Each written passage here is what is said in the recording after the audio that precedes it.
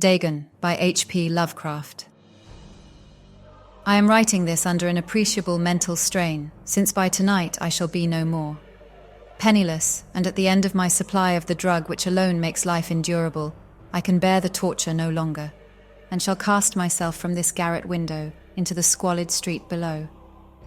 Do not think from my slavery to morphine that I am a weakling or a degenerate.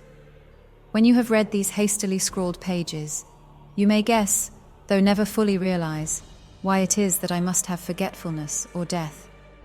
It was in one of the most open and least frequented parts of the broad Pacific that the packet of which I was supercargo fell a victim to the German sea raider. The Great War was then at its very beginning, and the ocean forces of the Hun had not completely sunk to their later degradation, so that our vessel was made a legitimate prize, whilst we of her crew were treated with all the fairness and consideration due us as naval prisoners. So liberal, indeed, was the discipline of our captors, that 5 days after we were taken, I managed to escape alone in a small boat with water and provisions for a good length of time. When I finally found myself adrift and free, I had but little idea of my surroundings. Never a competent navigator, I could only guess vaguely by the sun and stars that I was somewhat south of the equator. Of the longitude I knew nothing, and no island or coastline was in sight. The weather kept fair, and for uncounted days I drifted aimlessly beneath the scorching sun, waiting either for some passing ship or to be cast on the shores of some habitable land. But neither ship nor land appeared, and I began to despair in my solitude upon the heaving vastnesses of unbroken blue.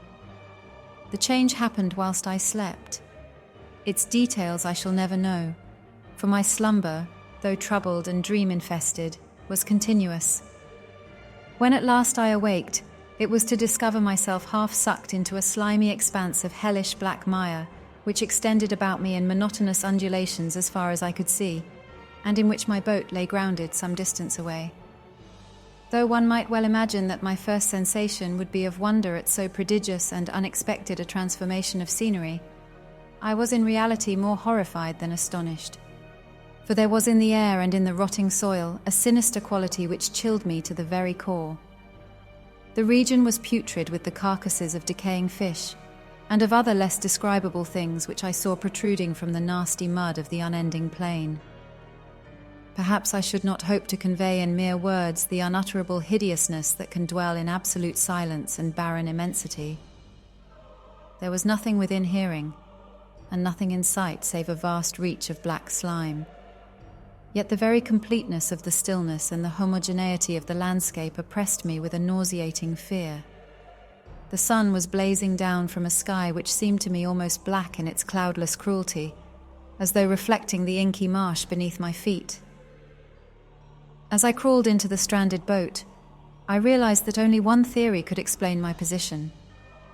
Through some unprecedented volcanic upheaval, a portion of the ocean floor must have been thrown to the surface, exposing regions which for innumerable millions of years had lain hidden under unfathomable watery depths. So great was the extent of the new land which had risen beneath me that I could not detect the faintest noise of the surging ocean, strain my ears as I might. Nor were there any seafowl to prey upon the dead things. For several hours I sat thinking or brooding in the boat, which lay upon its side and afforded a slight shade as the sun moved across the heavens. As the day progressed, the ground lost some of its stickiness and seemed likely to dry sufficiently for travelling purposes in a short time. That night I slept but little, and the next day I made for myself a pack containing food and water, preparatory to an overland journey in search of the vanished sea and possible rescue. On the third morning I found the soil dry enough to walk upon with ease. The odour of the fish was maddening, but I was too much concerned with graver things to mind so slight an evil, and set out boldly for an unknown goal. All day I forged steadily westward, guided by a faraway hummock which rose higher than any other elevation on the rolling desert. That night I encamped, and on the following day still travelled toward the hummock, though that object seemed scarcely nearer than when I had first espied it. By the fourth evening I attained the base of the mound, which turned out to be much higher than it had appeared from a distance, an intervening valley setting it out in sharper relief from the general surface. Too weary to ascend, I slept in the shadow of the hill. I know not why my dreams were so wild that night, but ere the waning and fantastically gibbous moon had risen far above the eastern plain, I was awake in a cold perspiration, determined to sleep no more. Such visions as I had experienced were too much for me to endure again, and in the glow of the moon I saw how unwise I had been to travel by day. Without the glare of the parching sun, my journey would have cost me less energy. Indeed, I now felt quite able to perform the ascent which had deterred me at sunset. Picking up my pack, I started for the crest of the eminence.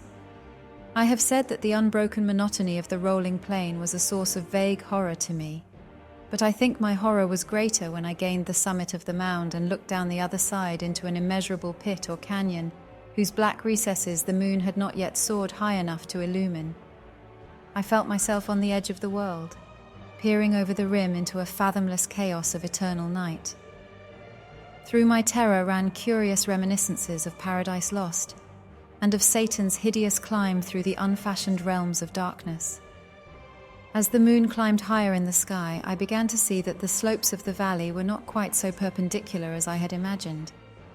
Ledges and outcroppings of rock afforded fairly easy footholds for a descent, whilst after a drop of a few 100 feet, the declivity became very gradual. Urged on by an impulse which I cannot definitely analyze, I scrambled with difficulty down the rocks and stood on the gentler slope beneath, gazing into the Stygian deeps where no light had yet penetrated. All at once my attention was captured by a vast and singular object on the opposite slope, which rose steeply about 100 yards ahead of me, an object that gleamed whitely in the newly bestowed rays of the ascending moon. That it was merely a gigantic piece of stone, I soon assured myself, but I was conscious of a distinct impression that its contour and position were not altogether the work of nature. A closer scrutiny filled me with sensations I cannot express, for despite its enormous magnitude and its position in an abyss which had yawned at the bottom of the sea since the world was young, I perceived beyond a doubt that the strange object was a well-shaped monolith, whose massive bulk had known the workmanship and perhaps the worship of living and thinking creatures.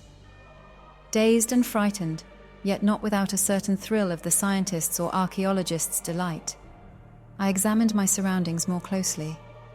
The moon, now near the zenith, shone weirdly and vividly above the towering steeps that hemmed in the chasm, and revealed the fact that a far-flung body of water flowed at the bottom, winding out of sight in both directions, and almost lapping my feet as I stood on the slope.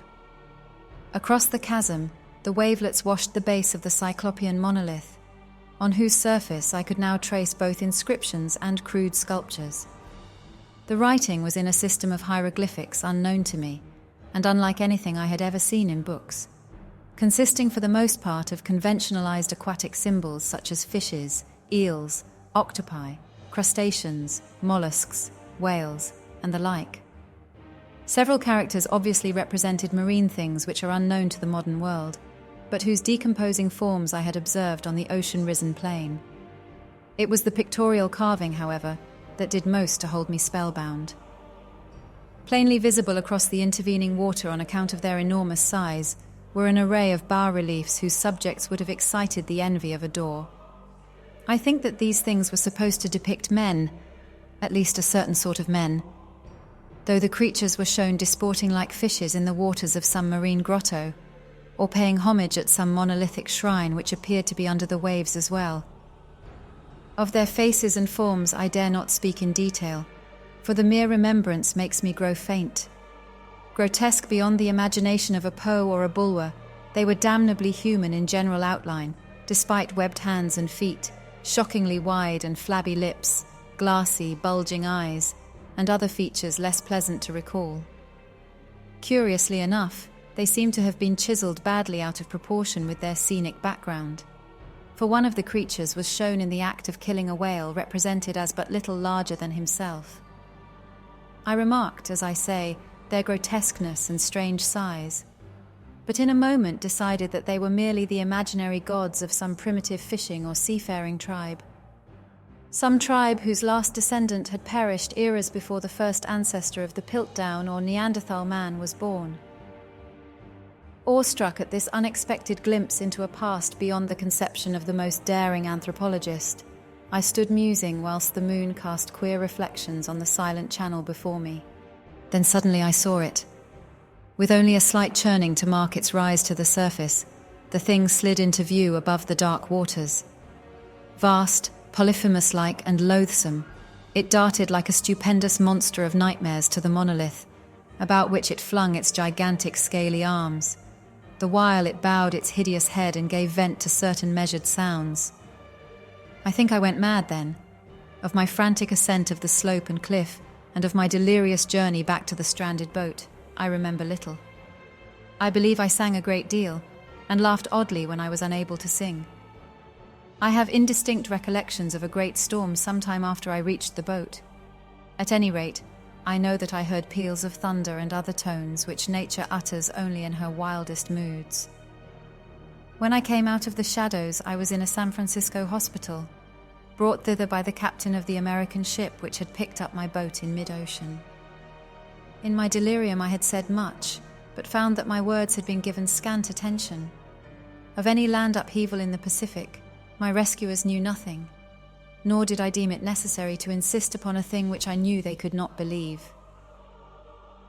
Once I sought out a celebrated ethnologist and amused him with peculiar questions regarding the ancient Philistine legend of Dagon, the fish god.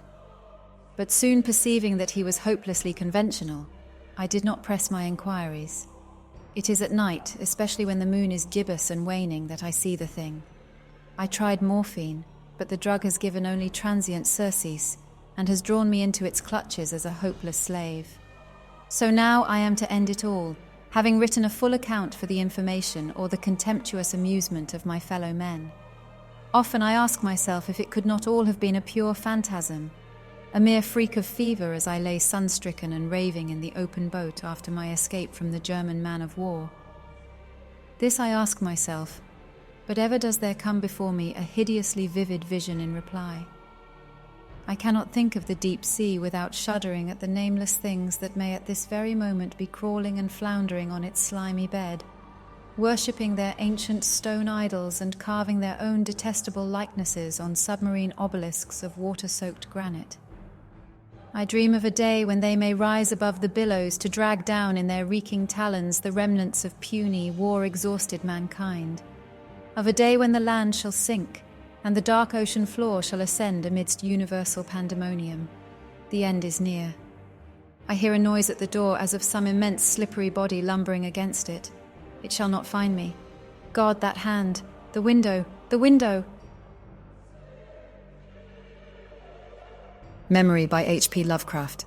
In the valley of Nis, the accursed waning moon shines thinly, tearing a path for its light with feeble horns through the lethal foliage of a great upas tree. And within the depths of the valley, where the light reaches not, move forms not meet to be beheld. Rank is the herbage on each slope, where evil vines and creeping plants crawl amidst the stones of ruined palaces, twining tightly about broken columns and strange monoliths, and heaving up marble pavements laid by forgotten hands. And in trees that grow gigantic in crumbling courtyards leap little apes, while in and out of deep treasure vaults writhe poisoned serpents and scaly things without a name. Vast are the stones which sleep beneath coverlets of dank moss, and mighty were the walls from which they fell. For all time did their builders erect them, and in sooth they yet serve nobly, for beneath them the grey toad makes his habitation. At the very bottom of the valley lies the river Than, whose waters are slimy and filled with weeds. From hidden springs it rises, and to subterranean grottos it flows, so that the demon of the valley knows not why its waters are red, nor whither they are bound. The genie that haunts the moonbeams spake to the demon of the valley, saying, I am old and forget much. Tell me the deeds and aspect and name of them who built these things of stone. And the demon replied, I am memory, and am wise in lore of the past, but I too am old. These beings were like the waters of the river Than, not to be understood. Their deeds I recall not, for they were but of the moment. Their aspect I recall dimly, for it was like to that of the little apes in the trees.